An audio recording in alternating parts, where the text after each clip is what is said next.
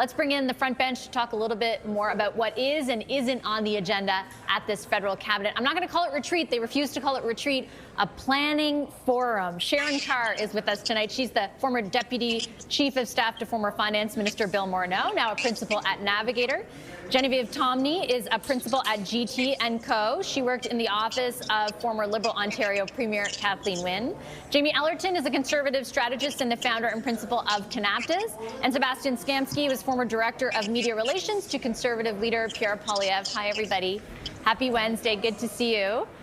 Sharon, I thought we spoke with one of the pollsters who briefed Cabinet today, and I thought one of the more germane things that he told us and that he conveyed to Cabinet was people in Canada have largely accepted Trump and that he is a big part of the story, but they are now focused more on what are you going to do for us? What would you take out of that? What should Cabinet be taking out of that over the next few days?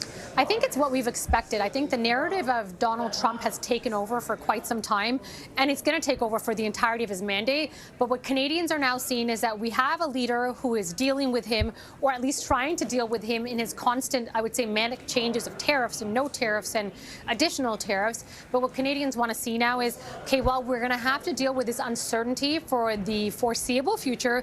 What is it the Canadian government is going to do to make sure that our economy is stable? What are we going to do to be more sovereign? How are we going to do everything that we can possible to ensure that our jobs are not impacted, that we don't have a recession, and continue to let Donald Trump have his tantrums and do what he's doing, but also focus on jobs, productivity, and everything here at home, affordability, housing. So I think the polling is showing that people are able to now acknowledge two things at one time. And so what do you think the impact of that on the strategy, let's say, Jamie, the government brings into the fall session? Like, what should they be talking about here today from a tangible perspective that would address that for Canadians? I think what the strategy needs to be is actually what are you delivering, and it's less on the day-to-day comms exercise. Like for what this happening in Toronto today, I actually don't think this is comms. They have to say something. Cabinet's meeting might as well like show a bit of the work you're doing. But this needs to be how Ottawa actually works and delivers on programs. This is not about just announcing new money for things. This is actually about getting stuff out the door so that in the weeks and months ahead, people actually feel some of those changes coming through. I think you're seeing Mark Carney, I still think, enjoy a bit of a honeymoon period. People, I think, generally like him and trust him and think he's competent and capable, but that doesn't mean the machinery of Ottawa is matching what the Prime Minister wants it to be doing. And so really, I think this comes down to the machinery of Ottawa and making sure that Cabinet is on board, getting a reminder as to what the priorities are, not being distracted by shiny objects and whatever stakeholders coming through with whatever fantastic initiative they're trying to advance, and delivering on these core issues. I think the first budget, which we're also expecting this fall, is going to really lay the groundwork for what is to be. And if you're following conventional political wisdom, he's going to put any tough pills that need to be swallowed in this fall budget to probably then bookend it with something happier in the spring and show that they have something to actually do. If they fall back onto kind of just the high-level platitudes and the scaremongering to try and drive the wedge that worked for them in the campaign, I don't think Canadians are going to buy that a second time. And so they really just have to deliver real results. I'm glad you brought up the budget because we know that they're talking about that here. Genevieve, I want to ask you about something that the Prime Minister said today. He said it in French, but it was like, to me, pretty jaw-dropping in that he called it an austerity budget. He said it's going to be an austerity budget and an investment budget. I can only imagine the reaction if a Conservative Prime Minister had used the word austerity as freely. Like, what do you think that was an accident, deliberate, and what do you take from that?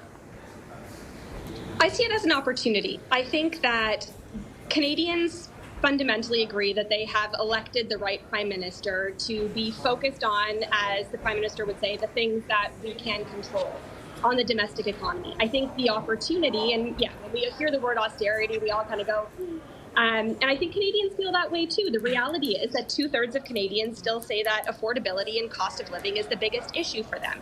So I think that the opportunity there is to really make that connection between the big economic picture and big moves that the Prime Minister and his government are planning to make and what it actually means for people in their day-to-day lives. Because the reality is, the cost of housing is still high. The cost of groceries is still high. People are feeling squeezed at all angles.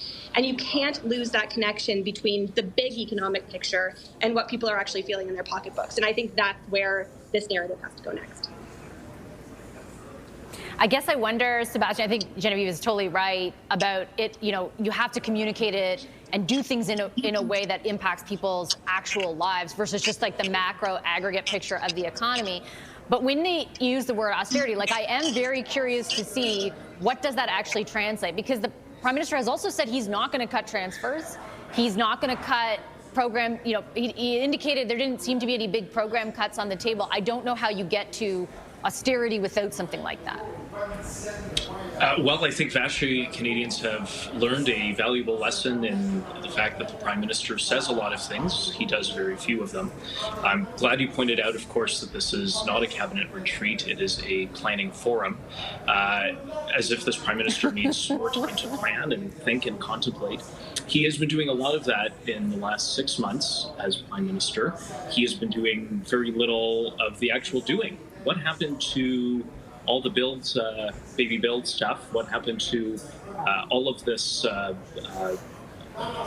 commitment to build these projects and deliver on major national unity opportunities? I mean, whatever he says right now, whether it's in French or English, we also know that changes what he's actually saying depending on the language he uses. But whatever it is that he says, I think we're waiting to see the results.